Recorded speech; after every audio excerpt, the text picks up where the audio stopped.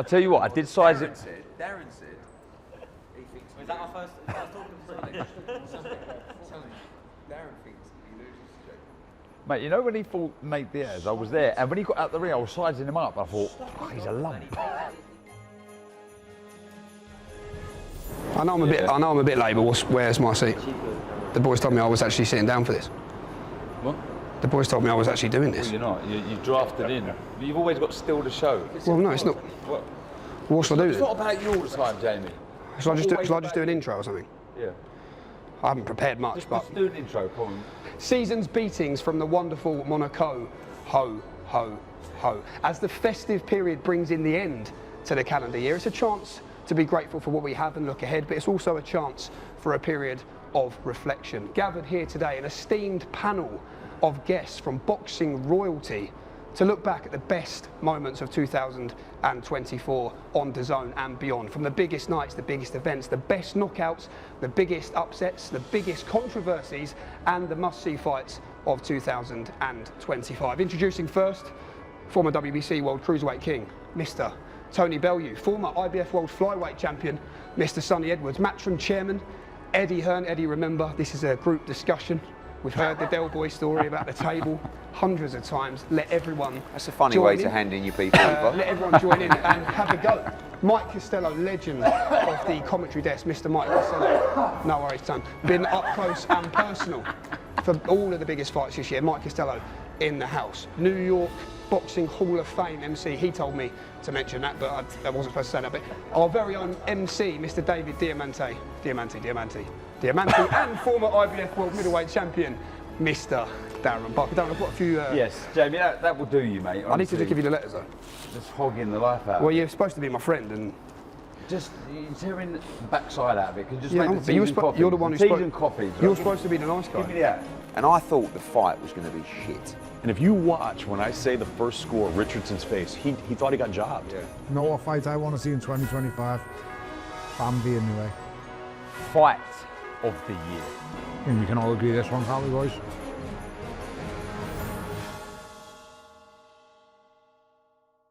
Disclaimer.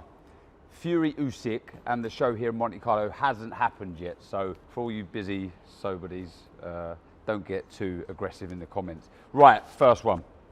Event of the year. Eddie, you first?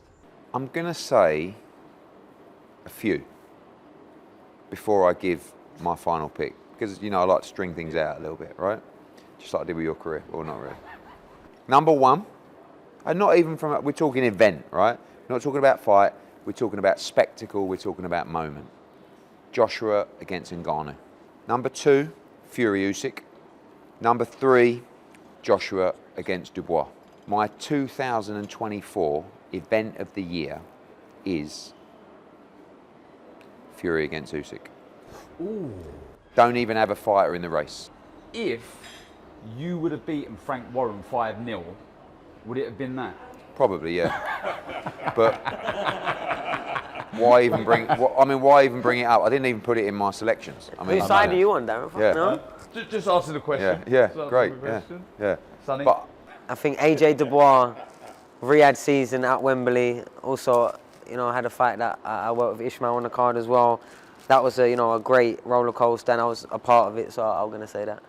Mike, AJ we've basically Dubois. commentated on all of them. What's your highlight? It's the big show at Wembley, because in boxing we don't have nights like that. We don't have occasions, events like that one, with a crowd like that, with a bill like that, with a main Fights event like that. But on the Just undercard as well. Everything about that night was massive, and I think so much bigger than anything else this year as an event.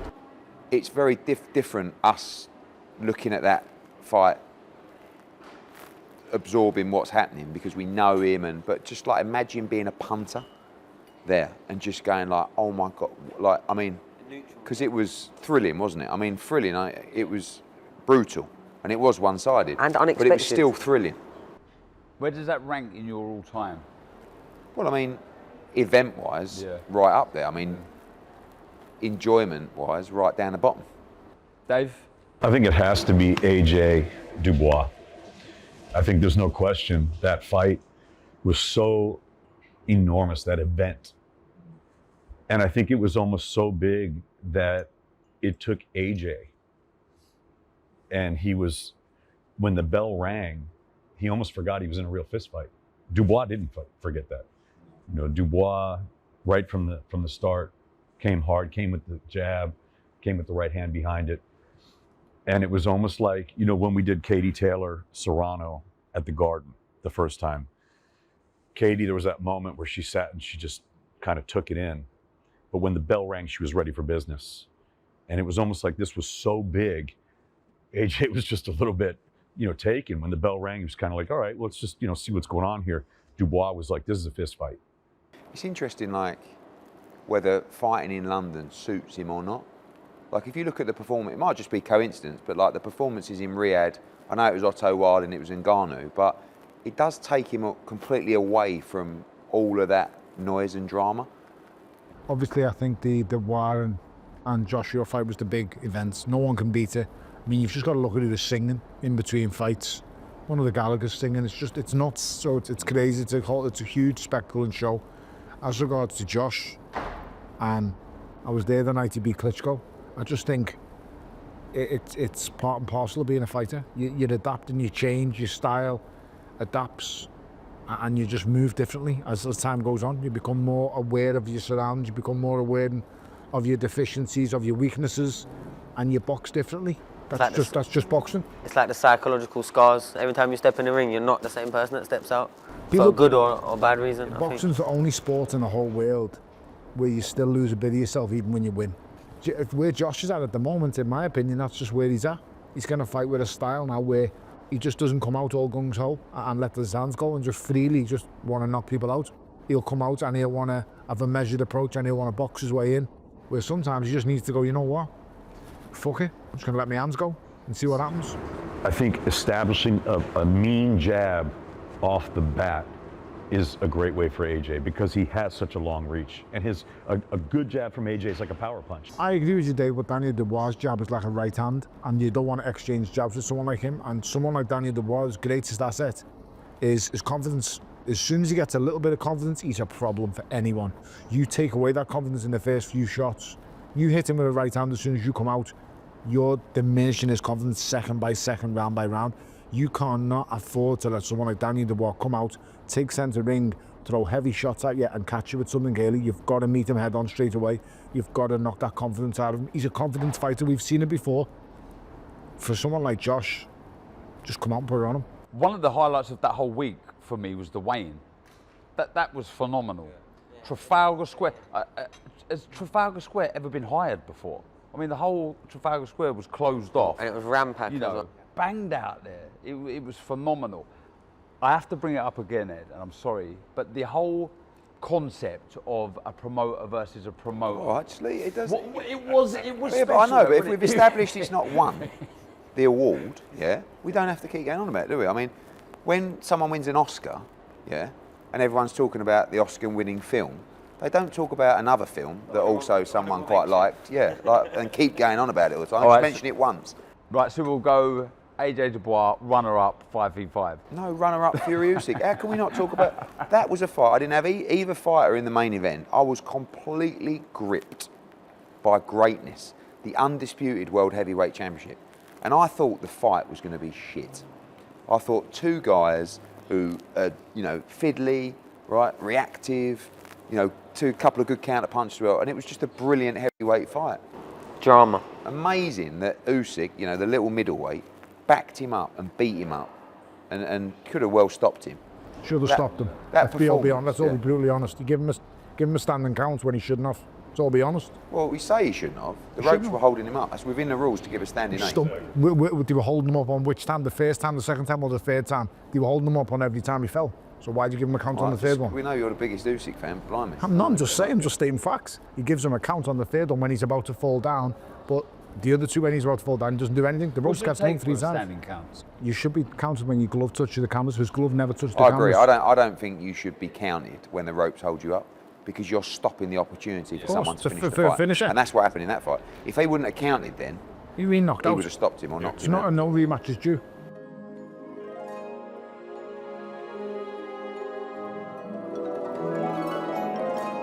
Fight of the year. Mike, I'll start with you.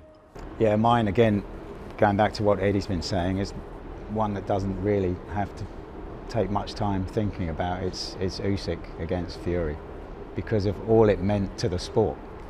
You know, the first undisputed heavyweight fight for 25 years. And how often have we looked forward to big fights in the past, to big sporting events generally in the past, and they don't live up to your expectations. But this did, and then some. We've already spoken about, you know, the count and should it have happened and should he have been stopped. But maybe Mark Nelson in the end was proved right by what Fury did later on in the fight. And maybe he was giving him some leeway because of his record. The best referees should know who and what they're refereeing.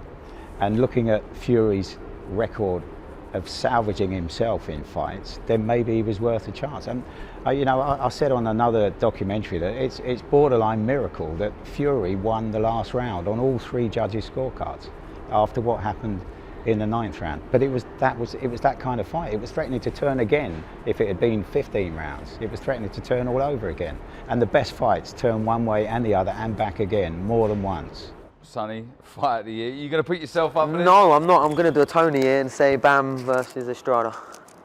I genuinely think, I was sat there ringside after I just fought, and I genuinely think out of all the fights I've sat there and really watched, that's the most I was infused. Like a true flyweight. But in all seriousness, what? It was when he dropped. 5 rounds, Bam, he dropped wasn't him. it was quite one-sided, the fight, and then he just dropped him with the right hand. It's like, oh my And then God, now there was that jeopardy, because like, if all he's got to do is catch me on my backhand. And I genuinely enjoyed that fight. To stop El Gallo with a body shot the way he did. And it was a great crowd as well. It was. The obvious one, like Mike said, is Fury Usyk. The one that I probably enjoyed watching Jake was Paul, Mike Perry? No, Bivol Beterbiev. Like, I thought It was a great fight, that. I know it wasn't like a barn burner, but it was just amazing to watch that level. I'd also have to say Taylor Serrano too, because the cut was. And also Katie's just like, the reality is, she won't mind me saying it, she's just not young and fresh anymore, and she's like finding a way to grind out these wins.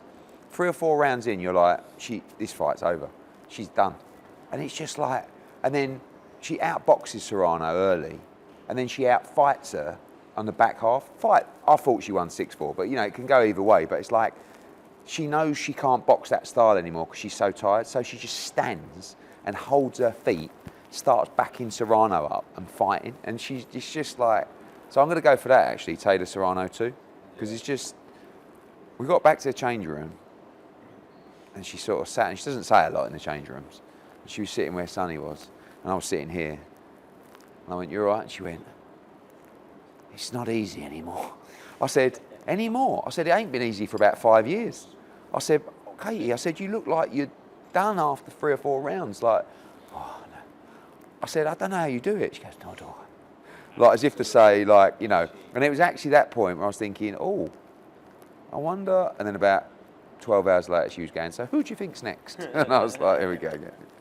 I'm going to go Bivol Beterbiev being probably number 1. It was so good. It was one of those, you gripped from first round to last round, and you thought at any minute it could 36 minutes you could, because Beterbiev can hurt him at any second. At any point. But Bivol looked, I don't know how everyone else looked at it, but Bivol looked exhausted at about 3 different occasions. Keeps I think getting like round 4 or 5, the end he looked was, flat. the Round end 8 was or 9 a looked problem. flat. Yeah. And then at the 10, end, 11, 12 was a problem because he lost every round really of that. I mean, when I watched it back, I had him edging it by a round. When I was there on the night, Bivol, I thought he won by 3 rounds.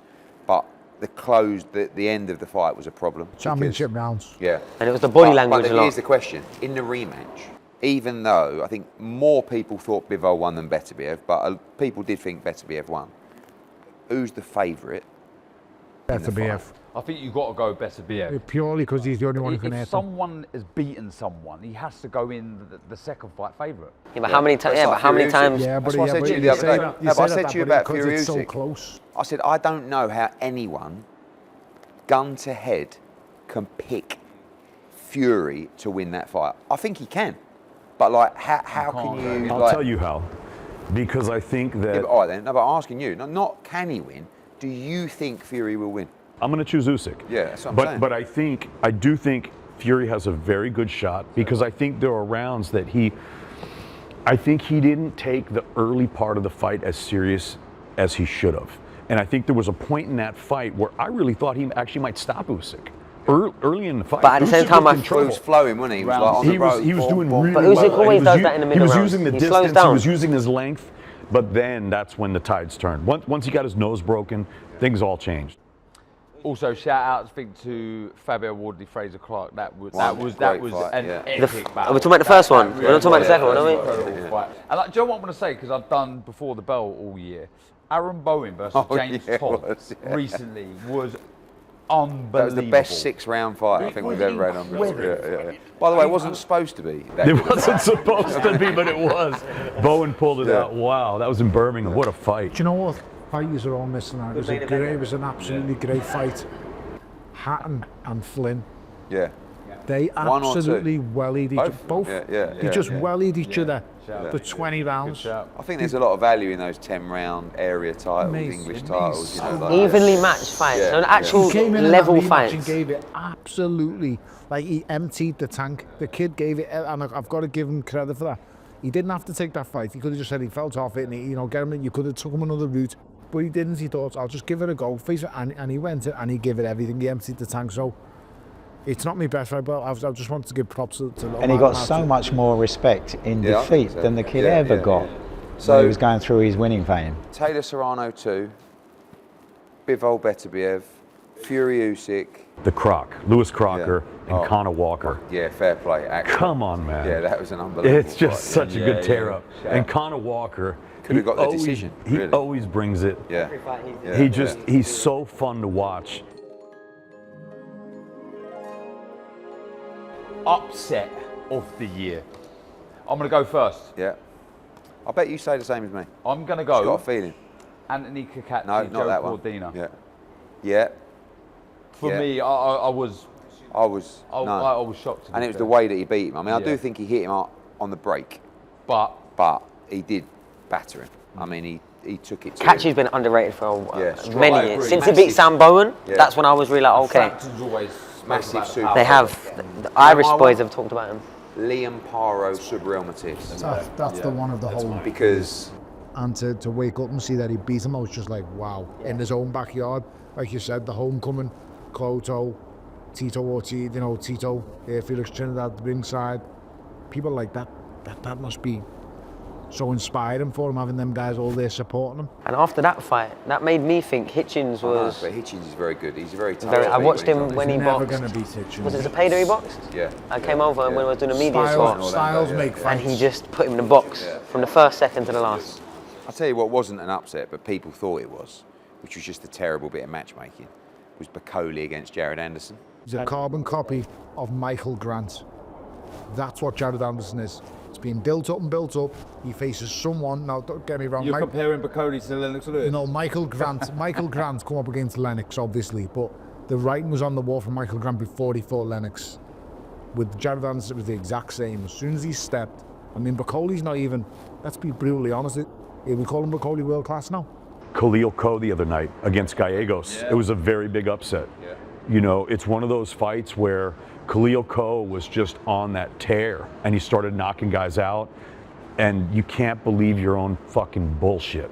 You gotta sometimes box. yeah. Because Gallegos is Also, one of those you guys. got to suck it up. He's cut from And you fucking got- leather. yeah. The fight started. But look Khalil at Ko was what, putting it on him. Pacheco did to him. I mean, he came at Pacheco, and Pacheco stood his ground and stopped him to the body. Yes. And you got, like, there were times when Khalil Ko started to hold his feet, actually push him back. Don't forget, Gallegos is a 168 pounder, and he bullied Khalil Ko.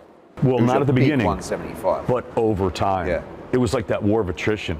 You know what we haven't said, and I think this goes for upset of the year in a way, although he's a very good fighter, and definitely fight of the year, Raymond Ford against Komatov, when he stopped him with 10 20 seconds in the last round. So Paro Hitchens. Paro Matisse. And one more for fight of the year, the Nick Ball, Ray Ford. That was Great fight. That was a great fight. Yeah. Upset. I'll say Sonny Edwards versus Galao Yafa. Upset me. You know what I mean? We've got to go straight on to Mike with that one. Done. I'm going for Josh Padley against Mark Chamberlain. Oh, good one, Mike. You know Like what, that. I want to say, and there will be people that could vouch for me. Spoke to Tom Stalker. I used to spar Josh Padley, and then he would spar me one week, and then spar Dalton the next week, and he would spar all the boys, and he was good, tough, very game. I said to Tom Stalker, I think he's well up for this. Yeah. I think he's going to do it. And I think Mark probably got everyone carried just away thought, with the whole, looking you know, at the next Riyadh fight sit- and the next fight, and and it and wasn't Josh a is fluke. Josh you know? is a lot smaller than him. It was Josh comprehensive. is a lot smaller, but he's shout. tough and he's game.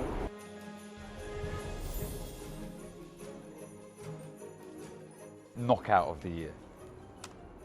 I think we can all agree this one, can't we, guys?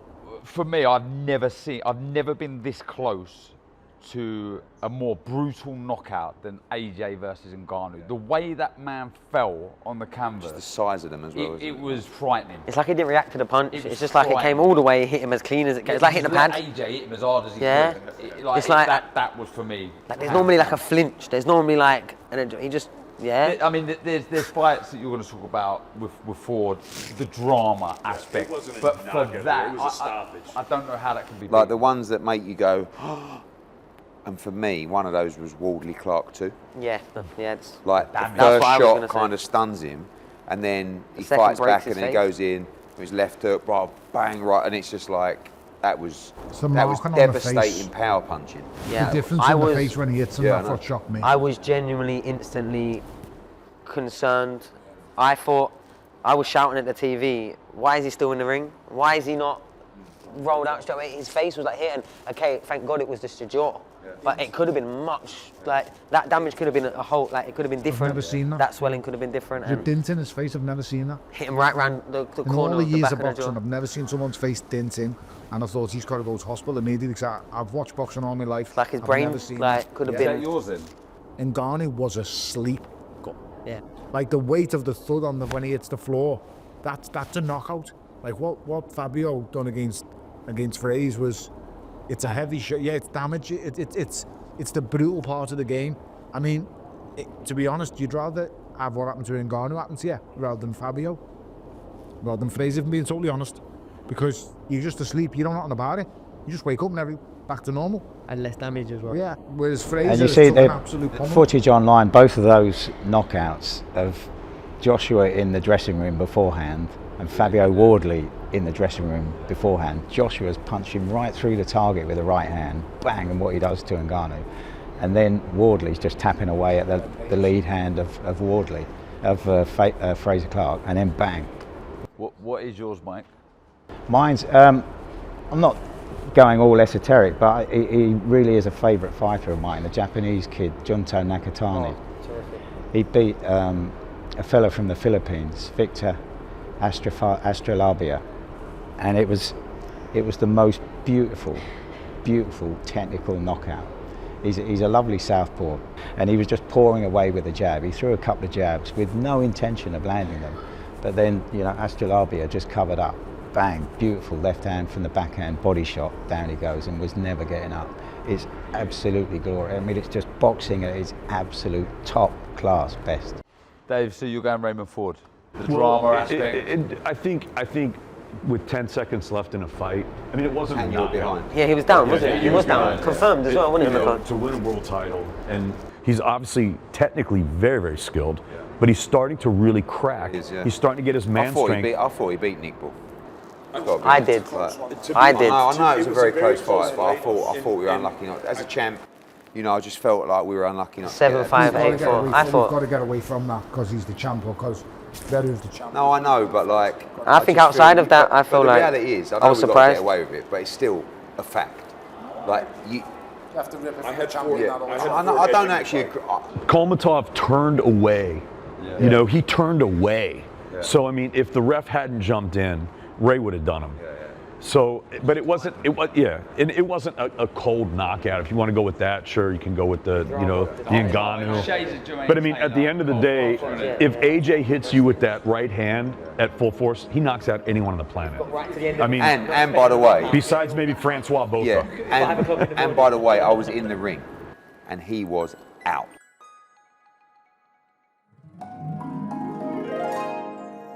Memorable moment of the year. Sam Jones's voice note. Yes, that you know what's Oh, crazy? yeah, yeah. I'm annoyed that you got to say that before me. Did you see how much fun I had with that? I swear that was one of the highlights of the year. It was the face. I've got like GIFs on my phone, like screen. I just send it to him sometimes, just a video. He sent me a voice note like, "Oh, cheers, mate." I just sent him 15 seconds of me laughing hysterically, like, and it weren't forced. I was just still laughing. Like, I can imagine you. right. I was like, "Whoa, what's this?" I watched that about 30 times. And I'm also going to go that way in Trafalgar Square. That was a memorable moment. I was going to say Turkey Al Sheikh, you know, bringing these massive fights to boxing has been very memorable the whole year. Yeah, I think the memory with cards, like, just, like when they're building a card, like just to put it in perspective, we're sitting in a room, right? And he goes, right, let's get the night. And then it's like random, and it's like all these fights start going up on a list, and you get to like 6 or 7 of them. You could take 3 of those off, yeah, and no one would even say anything. You know, it's like, no, we want more, we want more. And you might say, so-and-so against so-and-so. That is not a good fight. So, well, yeah, I suppose you're actually right. I want better opponent. And it's like, I mean, the February 22nd card that's coming up next year. There's 5 headlines on there. I know, but it's like... There's 5 headlines on there. I Yeah. think we're going a bit too fast for the schedule. Like, we just like a little bit. But what about, for a big memorable moment, what about Devin Haney, Ryan Garcia? Yeah, to be fair, it was Wow. ultra dramatic. I mean, And the just whole the whole build-up, the Twitter fight space. week. That was, yeah. and the crazy stuff that came out afterwards with Ryan, and that was pretty memorable. Yeah. Really low key, but it's actually uplifting, and it's linked to Matchroom in the community. We went to a gym in Sheffield, a gym called Aspire. And, you know, it's one of these places like, you know, you, Tony, Sonny, you're born and bred in these places, but, you know, we saw another winner there, a young kid, who got really emotional. I'm getting emotional now. Eddie did a little speech beforehand about why Matchroom were there, and you know, they're doing this all around the country. And then he just threw it open, and this was unplanned. None of these kids knew that Eddie was going to basically throw the floor open. And he said, "Oh, over to you kids," like that. And this lad stood up, just 10 feet from Eddie, and he talked about he'd been at the club before. He went through a spell where he lost 12 in a row. There's a beautiful clip online, I promise, watch it. He said, "I lost 12 in a row. And then I left the club for 4 years, and then he used this phrase, I went down some hard routes, I'm not going to give you any details." Then he said, "I came back to the club, the coaches have been taking me all over the country, and it's changed my life." And this was, you know, just, I was standing about 5 or 6 feet behind him, and I'm like wiping away the tears. This kid had just completely changed his life in this random out of the way gym. You know, we all talk about the champions that these gyms breed and how good they are, you know, in providing the future of the pro game. But like I said, there are other winners in these gyms, and this kid was just mind-blowing. You know, he didn't know that Eddie was going to ask for a quote or a comment, and this just came from the heart, and everybody in the gym just stopped and looked around. People don't realise that the boxing gym is a part of a community. Them stories go anywhere, but it's great for someone like yourself to have seen it firsthand and listen to what they say, because we've seen them all, we've witnessed all this. And how many people, Tony, without boxing, how many people do you know through boxing? What would they be doing without boxing? Emerging star of the year. Giorgio Visioli. Who? Giorgio Visioli. Yeah. And I would argue, I'd stand him next to any prospect in Britain. Comfortably. Junaid Boston. Yeah, Junaid's definitely up there. He has won a title though, if we're clutching the It's not straws. Junaid Boston, it's Jack Turner. Young man. Kerway's Yeah, frightening. young man though, Junaid, very young. Yeah. Junaid. I go. Well, Andy Cruz you can put up there because he's only had 4 fights. I mean, you know, but, yeah. You know the best way to get behind this question? Who are you willing to throw to the wolves now? Oh, that's the best way to get the answer to this question as well. I think George Visioli should be left off the list. Let off the leash. Yeah, to a certain degree, because I think he's going to look even better against good opposition. Luke McCormack, if I was going to say one fighter Luke that or could Pat? go into a fight that they should not expect to be in and do the 10-12 rounds, no. And I've always favoured Luke than Pat in pros. Why? Because Pat is a bit more calculated. Pat is a bit more measured and probably a little better of a boxer. But Luke's a bit more tapped in the head. I think Luke has that bit more depth. Like, I've seen Luke let top-level Cubans punch him 6, 7, 8 times in the face for free in a 3-round fight and then come back just because he's tapped in the head. And I think he's just got that bite down on your gum shield, and I would chuck Luke in against pretty much anyone at the weight. Just quickly before you move I really on. would. I was just going to say, before you move on, one of the standout British performances of the year, and he went into the ring at odds of 3-1, which, you know, in boxing terms is close to an outsider. Shabazz Massoud, when he beat Liam Davis. Yeah, great and that was a performance, great win, yeah. because Brilliant Liam Davis is a performance. good Yeah. fighter. We needed that. He's We a good needed fighter, that. Liam. Brilliant. And he did it. Yeah. And also, he if you- boxed how he needed to If you win look the at fight. Shabazz's performance against Sam Martin I knew he was when gonna we say that. headlined him, I was like, and Ben Davis. I remember when Shabazz beat Jack Bates, and I was like, good, Yeah. good. That- And on my Ben was undercard, like, that was- I'm telling you, this kid's a special fighter. And then we headlined him against Sam Martin, and I was like, and then he had that 8-rounder, looked all right, and then I watched that because I was away, and I was like, wow, what a performance! Yeah, he turned up against Liam. Because He really Davis turned is like up. so confident at the moment, isn't he? And I I mean, sparred he's Liam been- yeah. quite a lot, and Liam's big, he's strong, Yeah. he hits hard, and he starts throwing from far out. But Shabazz, he stepped right every time he needed to. He slipped right every time he needed to. He Couldn't miss him with countered, the right hand, could he? I mean, and he got him frustrated. Yeah, He yeah. got him like Liam just wanted to get him so bad. He didn't even have the thought process of what he was going to do when he finally did get him. He just he was. another fighter I like, Taylor Bevan. I know he's only started, he's only had that one fight, but That's I how think you make your debut. Something you want to change about the sport. I want to talk Promoters holding about grudges. promoters holding grudges. Eddie's going to say no more 5v5s. That's what Eddie's I going to thought say. that was a pop at me, but it probably wasn't. But I was going to say to change up the punditry team. But I thought that's why I'm coming in. that's why Sonny's That's why I'm here. Sonny's a lot cheaper than Bellew, so Yeah, you that's know, it, that's sort it. of- So no, the one thing I wanna just think about is open scoring that the WBC do. 4 and 8 rounds. Do we want to see the result, the scoring? What do you think about 6 get ahead instead of 4 and 8? Not 2 ways, just 6. Just halfway. Yeah, just as scores. I think I'd prefer that. But I like the 8 one because he's like, Yeah, but 4 rounds left, go and do yeah, something. yeah. I don't know, like. I think 6. I think given You the know when twice Rocky is unfair. Hernandez boxed O'Shaquie Foster? It was in Mexico. Unbelievable. And that I'll was never forget open that fight scoring, as right? long as I live. Open scoring. So we knew that Rocky was so far ahead after the 8th round. Like there is no way that going into the last round, he cannot be winning the fight. And he was, right? And it was just like, you just have to get through this round and you are WBC world champion. And the fucking heart of a lion, Wally, just goes out to have a tear up in the last round, doesn't he? I mean, rather than just holding and boxing and like, so open scoring. I'm not sure I'll definitely want to see it, but I think we just need to keep evolving a little bit. They did it when Because, Florian. like, look at what was the scorecard there? What about the Shabazz Massoud against Liam Davis scorecard? It was a split. 117, 111, Liam Davis. I mean, like, to give him 4 rounds in that fight was very generous. I thought. Eddie, last week with Paro and Hitchens, when I got that scorecard. Yeah. So when I looked at the card, I thought, how can I get the biggest impact? And if you watch, Is that what you do? Is that what you do? Like, It is. try and decide. Okay, that Of makes course. sense. That makes sense. So That makes I sense. showed you. I just wondered if it was. Think he's an amateur or No, something? I just wasn't sure how it. Like, I normally get in the ring and then get out after they've announced it. Like I don't have the So I looked process. at the You know card what and I I mean? thought, well, it's going to have the biggest impact. And if you watch, when I say the first score, Richardson's face, he thought he got jobbed. Yeah. He was like, I fucking knew it, you know? So I'm like, 117, 111, Paro. 117, And Richardson was 111, just Paro. like, he couldn't believe it. Now I knew he won. Because I'm looking at the cards. The Imagine disparity, giving that 9-3. the disparity to Liam Paro. is Like, bad. The disparity is bad. But the one thing I will say though is, how do you argue with someone's opinion?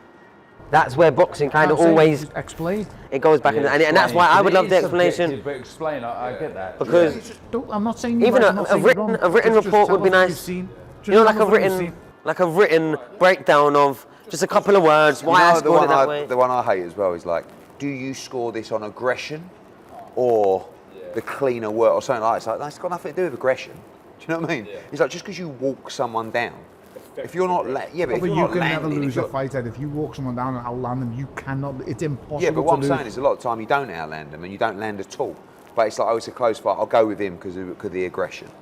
Earlier main events. Yeah. Yeah, that's a good shout. Seriously. Love that. My first my first big experience of Vegas as a commentator, and actually I'm saying that as a fan and on behalf of fans, like mates who are generally football fans, but dip in and out of boxing.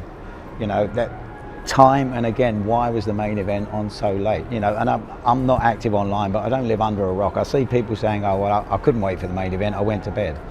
Well, my first big fight in Vegas was Oscar De La Hoya against Floyd Mayweather. It was on HBO pay-per-view. They had a ton of fights in the afternoon. John Murray was on the bill, John O'Donnell was on the bill. And then they had the HBO broadcast started at 6 p.m, a fight at 6, a fight at 7, and the main event, Mayweather De La Hoya, was at 8. Now, bear in mind, that was at 8 o'clock because they wanted to catch the East Coast at 11 p.m. So, you know, slightly different. But the fight was over by 9 o'clock, everything done, press conference, 9:30. Everybody goes out, okay, so Vegas is different, you've got a casino, but they get 2 nights in one. They went out to enjoy themselves after the fight. But what you're saying, I think, is on a deeper level, because when I was a kid, I used to be able to watch the fights in the afternoon. That's how I became a fight fan.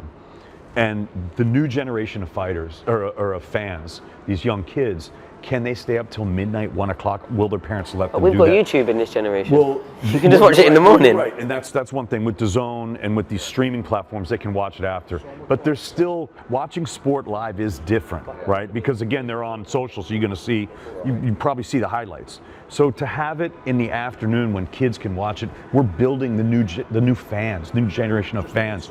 I just think TKO Shake's in a position now, he's brought together all the promoters. So he's took away everyone's agendas, he's took away all the managers' agendas, he's made everyone come round as one. The next thing that needs doing is all the commissioning bodies, all the governing bodies, all the sanctioning bodies, they all need to go off one set of rules. Simple as that. Not one commission goes off this, not one commission. If he can put in place a set of rules, so if someone fails a drug test, bang, 2 years, for 5 years, or whatever. Or if someone doesn't even, it's the same rules that everyone worldwide. And I think I agree. I think he's the only person. He's the only person. He's the only person that seems like, in my opinion, who's capable of putting that in motion. He can take away everyone. Well, he's done it already. He took away everyone's agendas. He took away everyone's motives because he's just gone, right, here's the money you want. Do what I want you to do, and everyone's doing it. Cornermen shouting with every shot landed. Oh! Oh! I love it, me. You know why they do that? I love it. Yeah, I love it. Steffi Ball. I love it. Yeah, it's a Yorkshire thing. I'm sure it's a Yorkshire thing. Oh! Yeah, but they do that to try and thinking it's swaying someone. Of course it. Not only that as well. Not only that, like as a fighter, when you're in the ring, depending on the fighter, I quite like constant feedback. I like constant little like tells, whether it's a good shot, whether it wasn't a good shot, when they need to keep moving, whether they need to reset. So, you know, I think it depends on the fight, it depends on the coach. But I don't have a problem with being very in. I think I don't like it when my pet peeve is when a coach says stuff to the referee. That's my pet peeve. Even though I have been guilty of it myself, but I think leave the referee to do his thing and just instruct your fighter. Don't mention the other fighter, instruct your fighter. Right, the last one.